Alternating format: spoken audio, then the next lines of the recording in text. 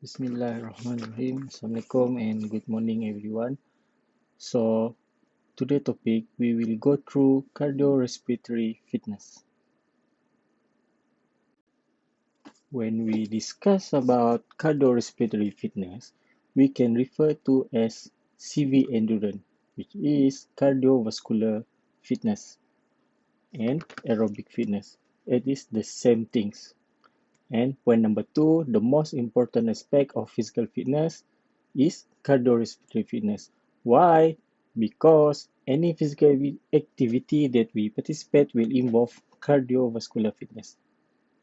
Point number three there, it states that cardiorespiratory fitness is the ability to perform a large muscle group, dynamic, moderate to high intensity exercise to prolonged periods, according to ACSM 2006.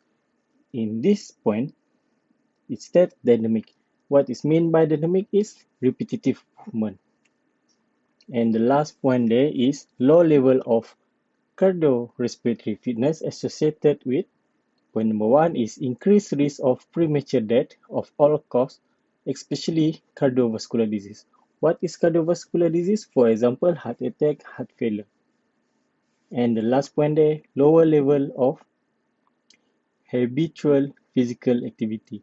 When you have lower level of physical activity, it may cause cardiovascular disease. Next slide. The benefit of cardiorespiratory fitness is to reduce the risk of heart disease, other hypokinetic condition, and early death. According to this graph, adapted from Blair et al. 1996, it states that low level of fitness may cause high risk of hypokinetic disease. Moderate fitness may cause moderate risk. And the last one, high fitness cause low risk of hypokinetic disease. Hypokinetic disease is disease that come when you lack of exercise. Next slide is relative risk of major risk factors on heart disease and early death. In this slide, we focus on low cardiorespiratory fitness. It states that there are 2.69% relative risk of heart disease and there are 1.45% relative risk of early death. From this slide, you can see the highest relative risk of heart disease is low in cardiorespiratory fitness. And aside from that, you can see smoking, high systolic blood pressure, high cholesterol, and obesity. Also, relative risk of heart disease and relative risk of early death. Aside from reduced heart disease, there are another benefit of cardiorespiratory fitness. Point number one, it states that reduce body fatness. Body fatness. Essential amount of fat for men is 2 to 5%, for female is 10 to 13%, and the healthy range for men is 8 to 90%, and for female is 21 to 33%. This one. That is the amount of fat that you must have in your body. And point number two is burn more calories. Point number three is increase metabolic rate. When we talk about metabolic rate is amount of energy used to work in daily life. And point number four is release stress and anxiety. Next point is boost HDL cholesterol. Do you still remember what is HDL cholesterol? Function of HDL cholesterol is to carry away lipid from your cell. And the next one is better sleep. Second last point is elderly can improve ability to function. And the last one is keep more. On our next slide, we will discuss on exercise prescription for developing cardiorespiratory fitness for healthy adults. When we talk about prescription, you must remember FIT formula, which is F for frequency, I for intensity, The first T for time, the second T is type. Frequency is how often you do your exercise. Intensity is how hard you do your exercise. Time is how long you do exercise. And type is the mode of your exercise. In our next slide, we go through one by one. FITT. Now we go to the second T, which is type. In other words, mode of exercise. Point number one is greatest improvement in VO2 max occurs when exercise involves the use of large muscle group over prolonged period in activities that are rhythmic and aerobic in nature. When we talk about rhythmic, is activity that repetitive. For example, walking, hiking, running, swimming, and etc.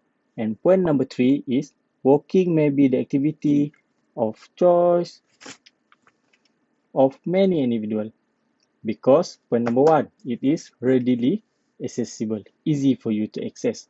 Point number two is offer tolerable exercise intensity because when you go for walking, either you want to walk fast or slow. When you walk slow, it becomes low intensity. When you walk faster, it becomes higher intensity. And the last point there is easily regulate exercise, mean easy for you to plan your activity. And the last point there, individual preference for exercise must be considered because your client or you yourself choose your own activity. Now we go to I, intensity, which is your exercise intensity. When number one is similar improvement in cardiorespiratory endurance may be achieved by LI. What is LI?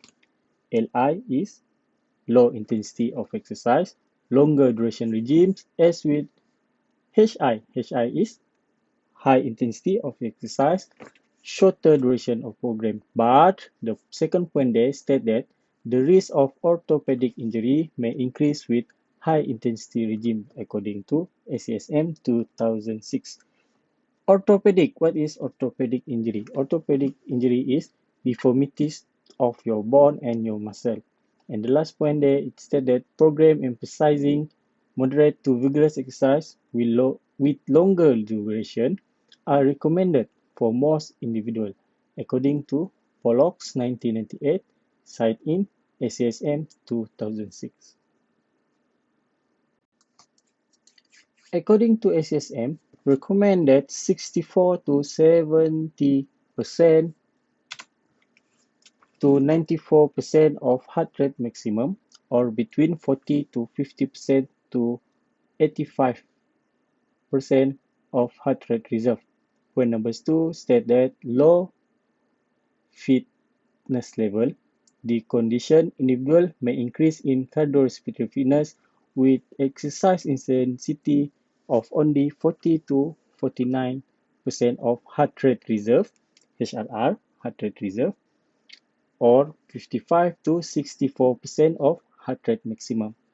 Point number three state that if you are active, 60 to 80% of heart rate reserve, 70 to 85% to heart rate maximum. And the last point there is that cardiorespiratory training below a minimal threshold, which is 20% of heart rate reserve or 50% of heart rate maximum, may be sufficient for developing cardiorespiratory fitness in healthy adults who have a low VO2 max, less than 30 milliliter per kilogram per minute. What is VO2 max? VO2 max is VO2 is the amount of oxygen uptake in your body per minute. When we talk about VO2 max, the amount of oxygen uptake, maximum amount of oxygen uptake in your body per minute. There are two ways on how you to determine the cardiorespiratory intensity. Point number one is according to heart rate method, which is percent of heart rate maximum and heart rate reserve method. In other words, we call it Carbonan method. For this method, we can call it Carbonan method. And the second one is rate of passive exertion template. After this, we go to the next slide. We will discuss more on these two methods. Okay, method number one is according to your heart rate maximum. The formula for heart rate maximum method is your training heart rate must be percentage of intensity time heart rate maximum 220 minus h. This is formula for heart rate maximum, and then you time how many percent intensity you want to go. And THR is training heart rate. For example, a 30 years old person who want to exercise at 65% of his heart rate maximum. So the training heart rate is percentage is 0.665. You convert 65% into decimal, and then you find out his heart rate maximum, which is 220 minus h, and then you get 190. After that, you time to 0.65, which is the intensity of the exercise, and you will get 124 beat per minute, BPM. But please remember, if you get your answer in decimal, convert it to the nearest point. For example, this answer, it might be 124.3. So you convert it to the nearest decimal, which is 124 beat per minute. Method number two is Covenant method. This is our formula for Covenant method. Number one is training heart rate, and this one is resting heart rate,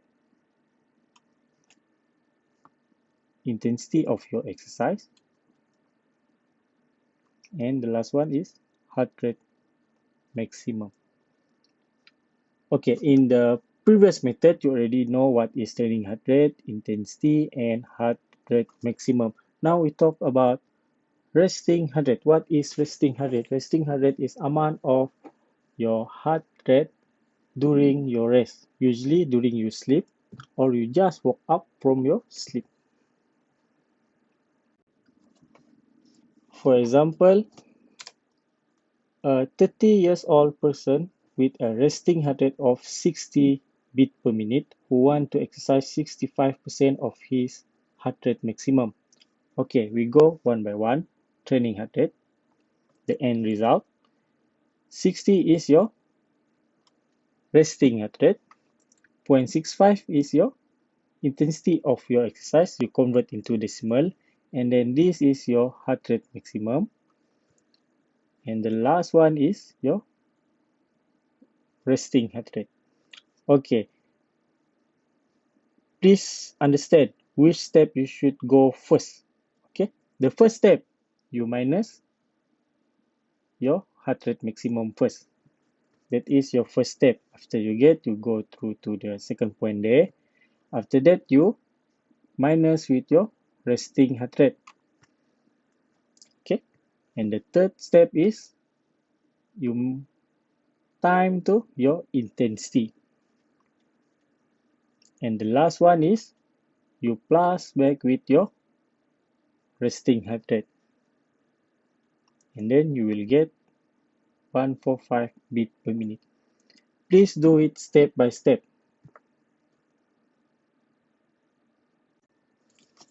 Next slide is rating of passive exertion, or acronym for RPE template.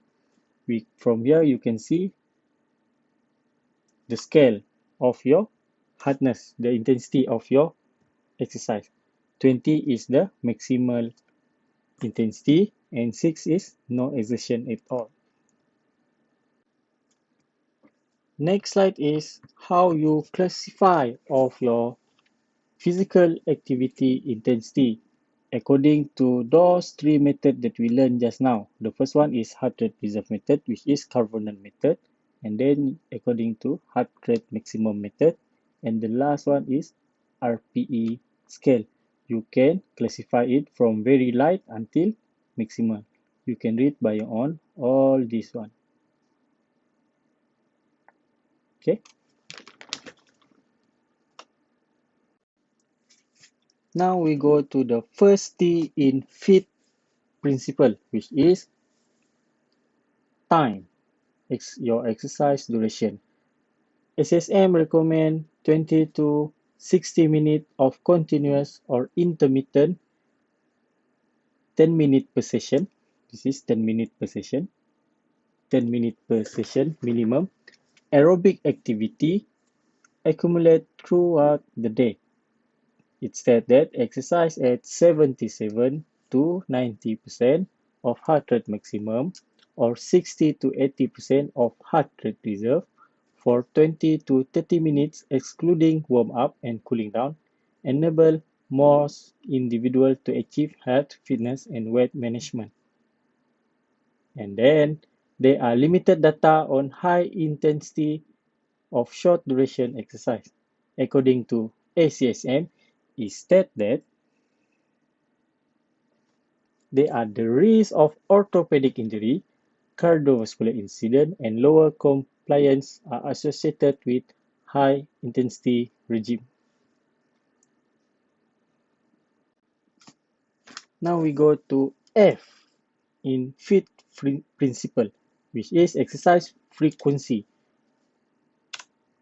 To improve cardiorespiratory fitness, the range of exercise frequency it must be between 3 to 5 days per week. And for sedentary individual, minimum is 3 days per week. And for fit individual is 4 to 5 days per week. And the fourth point there, for those exercising at the lower intensity, more than 3 days per week to achieve calorie expenditure associated with weight loss and fitness goal. So if you want to gain benefit from weight loss training program, it must do more than 3 days per week. And the last point there, additional benefit of training 6 or more days per week appear to be minimal risk of musculoskeletal injury, orthopedic injury. So it not been advised to do cardiorespiratory fitness more than 6 days per week. Here are rate of progression that you can follow according to ACSM 2006, which is from week 1 until week 24, which means 6 months or more, 24 weeks plus. And in this table, it stated that week, frequency, intensity, heart rate reserve, and the last one is duration.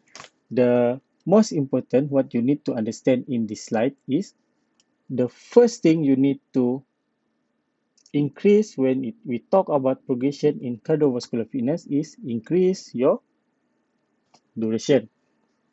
First, after you increase your duration, and then you increase your intensity. And the last one is you increase your frequency. Remember this principle. When you go for cardiorespiratory training, you must increase your duration first, and then you increase your intensity. And the last one, you will increase your frequency. Next slide is threshold and target zone for improving cardiorespiratory fitness. Frequency minimum is threshold of training is 3 days per week, and your target zone is at least your zone is 3 to 6 days per week, and your intensity of your training is 40% minimum, and your target zone is 40% to 85% of the training intensity, and your according to RPE is 12 scale, and the zone is 12 to 16 scale, and the last one is time. The duration of your exercise minimum is 20 minutes, and the range of your exercise is 20 to 60 minutes. And all this table is focused on beginners. So you can adjust it for a fit individual. Adjust it higher for a fit individual. Type of cardiorespiratory fitness program. Type number one is long slow distance. You can do it 1 to 2 days per week or more, or 3 days per week. And then the duration is race distance or longer, which is 30 to 120 minutes. And the intensity is 80% of heart rate reserve or 70% of your VO2 max. Number two is pace and tempo. You can do it 1 to 2 days per week. The duration is 20 to 30 seconds, and the intensity is lactate threshold at or slightly above race pace. And the last one is interval training, 1 day per week, 3 to 5 minutes. Work and rest ratio is 1 to 1. The meaning of work and rest ratio 1 to 1 is 1 minute you do exercise and 1 minute you rest. That is 1 to 1. If 1 to 2, 1 minute you do exercise, 2 minutes you rest. But for interval training, you must do 1 to 1 ratio. 1 minute exercise, 1 minute rest. And the last one is the intensity for interval is close to VO2 max. Number four is repetition. The frequency is 1 time per week, and then the duration is 30 to 90 seconds. Work rest ratio is 1 to 5 ratio, which is 10-second exercise, 50-second rest, and the intensity is greater than VO2 max. And the last type of training is fat leg training. You can do it 1 time per week. The duration is 20 to 60 minutes, and the intensity is varies between LSD and pace tempo training intensity. Second last slide is gender-related aspect of cardiorespiratory exercise. Point number one is due to physical activity, women generally have lower stroke volume, ventilatory equivalent, and blood volume and VO2 max. Women are lower than men. And point number two, but VO2 max for a given work rate are similar between gender. There are no difference between male and female. And however, the female value is generally at the greater percent of heart rate maximum. Even though the intensity we give is similar, but usually female is more effective when you go for the same training, either woman or man. And for the last slide is basic guidelines for avoiding overuse injury associated with running. Point number one is you must stretch before and after exercise. Point number two, increase your mileage sensibly. That means sensible, follow progression principle from our previous slide. Point number three is don't subject your body to consecutive day of very intense exercise. Incorporate an occasional easy week into your exercise regimen. According to previous slide, it must not more than 6 days per week. And next one is don't ignore sudden pain or discomfort. If you feel some pain, please stop. And the third last one is don't try to run through the pain. Second last is periodically replace your running shoes. And the last one is vary your workout option. This week you go for running, next week you go for cycling, another week hiking. Vary your workout option. This is to increase benefit of your training.